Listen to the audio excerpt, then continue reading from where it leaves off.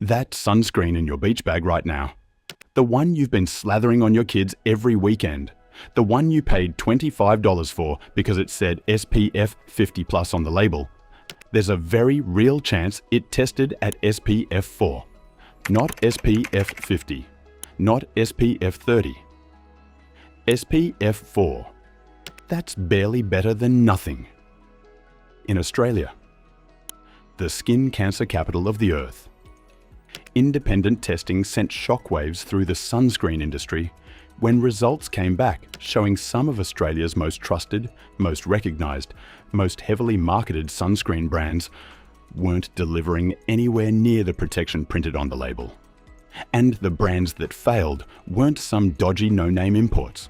They were the brands sitting in every Woolies, every chemist warehouse, every servo from Cairns to Hobart. Brands Australians trust with their lives, literally. Today, we're exposing the sunscreen scam. The brands that failed, the regulatory loophole that made it all possible, and the only products genuinely worth your money. I spent weeks going through every independent test result I could find. I pulled the Choice magazine sunscreen testing data, which was conducted at Eurofin's Dermatest, one of the most reputable independent testing labs in the country. I went through ingredient lists on every brand I could get my hands on. I cross-referenced Australian TGA regulations against EU and US standards. And I physically tested these products. I compared how they applied, how they sat under makeup, how they felt after an hour in the sun. Some of what I found genuinely made me angry. Not because companies made mistakes, but because the system was designed to let this happen. This isn't a conspiracy theory. This is documented, tested, and publicly available. You just have to know where to look. Here's what most Australians don't know about sunscreen regulation. In Australia, sunscreens are classified as medicines and regulated by the Therapeutic Goods Administration, the TGA. That sounds reassuring. It sounds like someone's checking these products before they hit shelves. They're not. The TGA requires manufacturers to self-certify their own SPF claims. They pick their own testing lab. They run their own tests. They submit their own results. The TGA does not independently verify those results before granting market approval. The system is built on trust. Trust that the company testing its own product will report accurately. And here's where it falls apart. One testing laboratory, Princeton Consumer Research, has been identified as producing results that independent testing found difficult to replicate. Dozens of products that sailed through their internal certification process were later independently tested and found to deliver a fraction of the claimed protection. This isn't a small gap. One product tested at SPF 4 against a label claim of SPF 50+. That's a difference of more than 90% less protection than you think you're getting. Meanwhile, Australia has the highest age-standardised melanoma rate on Earth. Over 17,000 Australians will be diagnosed this year. 2 in 3 Australians will develop some form of skin cancer before age 70. 1 Australian is diagnosed with melanoma every 30 minutes. And we're applying sunscreen that doesn't work because the system trusted companies to test themselves. Let's go through the brands. Number 6. Invisible Zinc. Invisible Zinc has built its entire identity on being the clean option. Mineral-based, no chemical nasties, zinc oxide only. Parents buy this specifically because they want something gentler, something they trust on their children's skin. It carries a premium price to match, sitting at around $22 to $28 for 75 millilitres at Chemist Warehouse and Woolies. But here's what Invisible Zinc definitely won't tell you. Their SPF 50+ daily moisturiser was among the products independently tested and found to fall well short of its labelled protection. For a brand positioned entirely around trust and transparency, failing an independent SPF test is an extraordinary contradiction. The zinc oxide story is genuinely complicated. Zinc oxide does provide broad-spectrum UVA and UVB protection. That's real. But protection depends enormously on formulation, concentration, particle size, and how the product is applied and distributed on skin. Marketing a mineral-only formula is not the same as delivering verified mineral-only protection. At $22 to $28 for 75 millilitres, you're paying a premium for the clean formulation story. If the independent test results are accurate, you're not necessarily getting the protection that story promises. Number 5. Banana Boat. Banana Boat is everywhere. The yellow bottles are as Australian as summer itself. They're at every servo, every supermarket, every chemist. The brand has been part of Australian beach culture for decades. Parents trust it, kids know it. Banana Boat is owned by Edgewell Personal Care, an American company headquartered in Missouri. The profits from every bottle sold at your local Coles flow directly overseas. But the ownership isn't the main issue here. Banana Boat products appeared in independent testing results that raised serious questions about SPF delivery. For a brand at this scale, one of the highest volume sunscreen brands in Australia, a question mark over their SPF performance isn't a minor issue, it's a public health issue. And here's the ingredient concern the brand doesn't put front and center. Banana Boat's chemical sunscreens contain avobenzone as a UVA filter. Avobenzone is unstable in sunlight. It degrades when exposed to the UV radiation it's supposed to block. Formulators typically add stabilizers to compensate, but the degradation issue means the protection you start with isn't the protection you have after an hour in the sun. At around $15 to $22 depending on the size, Banana Boat sits in the affordable mainstream segment. The pricing suggests good value. The independent testing suggests otherwise. Number 4. Woolworths and Coles House brand sunscreens. Now, this one should make every Australian furious. Both Woolworths and Coles sell their own house brand SPF 50+ sunscreens. They're cheap, they're prominently placed. They're often the first thing you grab when you're doing the weekly shop and realize you've run out. Woolworths sunscreen sits at around $10 to $12 for 200 millilitres. Great value, right? Both products were identified in independent testing as failing to meet their SPF 50+ claims. Think about what that means. Two of the most powerful retail corporations in the country, companies that collectively control roughly 65% of Australian grocery sales, are selling their own brand sunscreens under their own label that independent testing suggests don't deliver the protection printed on the bottle. These are not premium products charging premium prices. These are budget products, positioned for families trying to be responsible and affordable at the same time. The people buying these products are often the ones who can least afford to be ripped off.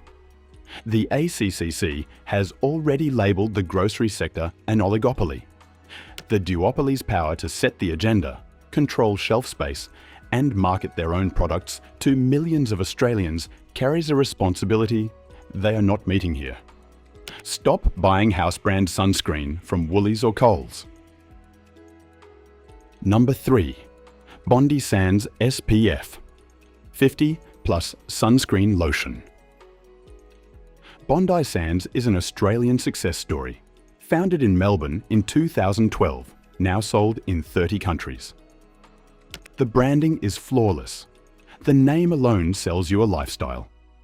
Every bottle looks like it belongs on an Instagram beach shoot, and the SPF 50+ range has positioned itself as the sun care product for Australians who care about aesthetics and protection.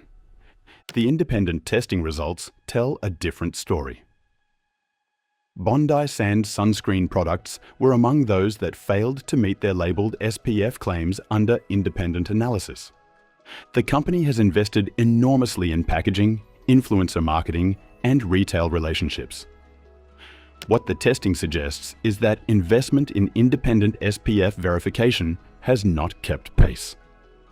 At around $16 to $22 for 150 millilitres at Woolies and Coles, Bondi Sands sits in the mid-range premium segment. You're paying for the branding. The question is whether the protection matches what that branding promises. For a brand built on the Australian sun and surf identity, failing a sun protection test is about as ironic as it gets. Number 2. Ultraviolet Lean Screen SPF 50+. This one hurt people. Ultraviolet is an Australian brand. It was founded in Melbourne. It's been celebrated in Vogue, recommended by dermatologists, worshipped in skincare communities online. Their Lean Screen SPF 50+ became one of the most talked about sunscreens in the country, praised for its lightweight texture and high-end formulation. The price reflects that premium positioning, around $48 for 75 millilitres. And their Lean Screen SPF 50+ was the product that failed choice independent testing spectacularly. Ultraviolet has since stated they retested their remaining range at multiple independent labs and found consistent results over SPF 50. They also dispute the original testing methodology. That's their right, and those claims deserve to be considered. But the independent test was conducted by Eurofin's Dermatest in Sydney, which is among the most credible testing facilities available, and the result for Lean Screen was not close. For $48 per 75 millilitres, Australians were paying premium prices for a product that at the time of testing was not delivering premium protection. That's the definition of this channel. Marketing versus reality. The broader issue here is ingredient chemistry. Ultraviolet Lean Screen uses avobenzone and homosalate as key filters. Homosalate is currently under review in Australia because the EU Scientific Committee recommends reducing its maximum concentration, citing concerns about potential endocrine disruption. Australia currently allows concentrations that exceed the EU's recommended limit. You're paying luxury prices for a formula containing a chemical that the EU has flagged as concerning at the concentrations being used. That's worth knowing. Number 1. Cancer Council SPF 50+ Everyday. Original formula. This is the one that should keep you up at night. The Cancer Council, Australia's most trusted cancer charity. The organisation, founded to fight the disease that kills more than 1,500 Australians with melanoma alone every single year. Their sunscreen is everywhere. Supermarkets, chemists, petrol stations. Parents buy it without thinking because it's Cancer Council. If you can't trust the Cancer Council to sell you sunscreen that works, who can you trust? Their SPF 50+ Everyday sunscreen was independently tested and returned results well below the labelled claim. Let that sink in. The Cancer Council, the charity that exists to reduce cancer incidence, selling sunscreen that independent testing found failed to meet SPF 50+ standards. Cancer Council licenses their brand to Vitality Brands Worldwide, an Australian-owned private company. The charity receives royalties from sales. It's a legitimate commercial arrangement. But it means that the charity's name and credibility is being used to sell a product manufactured and quality controlled by a third party. The Cancer Council does not manufacture the sunscreen themselves. When the brand built entirely on the promise of fighting cancer cannot guarantee the cancer prevention performance of its own sunscreen, the system has comprehensively failed. Here's the systemic problem. The TGA classifies sunscreens as medicines, but does not test them before approving them for sale. Manufacturers self-certify. They choose their own testing lab. When one lab, Princeton Consumer Research, was producing results that independent testing couldn't replicate, the products it certified were already on shelves, already in medicine cabinets, already being applied to children's skin. Australia permits concentrations of homosalate and oxybenzone that the EU restricts. Oxybenzone is banned in sunscreen spray products across Pacific Island nations due to reef damage. It's still in Australian supermarket shelves.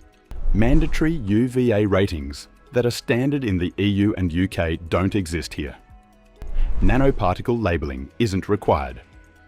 The gap between what Australian regulations demand and what our UV exposure actually requires is dangerous. We have the highest melanoma rate on Earth. We deserve the strictest sunscreen standards on Earth. We have something considerably less than that. Better alternatives. So what should you actually buy? LA Roche-Posay and Thelios SPF 50+, the gold standard. La Roche-Posay and Thelios is a French dermatological brand, and their SPF 50+ range scored SPF 72 in independent testing, the highest result in the choice review. The formulations use Tinosorb S, Tinosorb A2B, and Uvinol T, modern photostable filters that don't degrade in sunlight the way avobenzone does. The EU considers these among the most advanced UV filters available globally. Available at Chemist Warehouse, Priceline, and most major pharmacies. Around $28 to $38 for 100 milliliters. More expensive than Banana Boat, far cheaper than skin cancer treatment. Cancer Council Kids SPF 50+.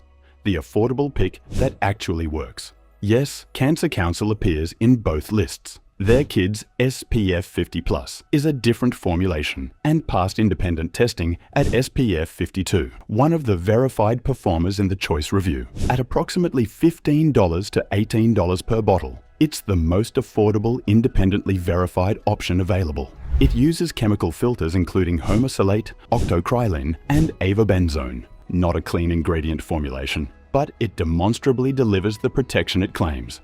For families who need to cover everyone at the beach without spending a fortune, this is the pragmatic choice. Whatnot Naturals SPF 30. The Australian-owned mineral option. Whatnot is a Queensland-based Australian company making mineral sunscreens using zinc oxide. It's certified organic, reef-safe, and genuinely Australian-owned with transparent ingredient sourcing. Around $22 to $26 for 100 milliliters. Note that this product has not been independently tested by Choice, so I can't verify the SPF performance claim the way I can for La Roche-Posay or Cancer Council Kids. What I can tell you is the ingredients are clean, the ownership is Australian, and the brand is transparent about what's in the bottle. Mecca Cosmetica to save body SPF 50+. Also passed Choice independent testing at SPF 51. Available at Mecca stores and online at around $40 to $45. It's a premium option, but it's one of the few that has been independently verified. If you want something that performs and feels luxurious, this is worth the spend. How to identify a trustworthy sunscreen. Look for photostable filters. Tinosorb S, Tinosorb A2B, Uvinol T, or zinc oxide as the primary UV filters. These don't degrade in sunlight the way avobenzone does. Check for an independent verification. Choice testing, SAI Global Certification, or TGA testing data published by the brand, not just self-certification claims. Avoid clear bottles or spray cans that can't tell you particle size or even guarantee even application. Apply more than you think you need. Most people apply 25 to 50% of the amount required to achieve the labeled SPF. The number on the bottle assumes a specific application quantity. Reapply every 2 hours. No exceptions. Photostable or not, all sunscreen degrades through sweat, swimming, and UV exposure. The next time you're standing in the sunscreen aisle at Woolies or Chemist Warehouse, surrounded by SPF 50+ labels and beach imagery and dermatologist-recommended stickers, remember what you learned today. Australia has the highest melanoma rate on Earth. One Australian is diagnosed every 30 minutes. The TGA does not test sunscreens before they go on sale. Manufacturers certify themselves. And some of the most trusted brands in the country, Cancer Council, Bondi Sands, Banana Boat, Ultraviolet, have had independent testing results that should make every Australian question what they're actually putting on their skin. You deserve sunscreen that works. Your kids especially deserve sunscreen that works. Demand independent verification. Check the choice results. Buy La Roche-Posay if you can afford it. Buy Cancer Council Kids if you can't. And stop applying false confidence in an SPF 50+ label that might be protecting you about as well as a t-shirt. Which brand shocked you the most? Was it Cancer Council or Ultraviolet? Drop it in the comments below. I read everyone. If this video opened your eyes to what's really going on with Australian sunscreen, smash that like button right now. Share this with every parent you know. And subscribe to the channel. Because I'm not done exposing the food and product industry frauds that are quietly failing Australians every single day. Thanks for watching. Wear sunscreen that actually works.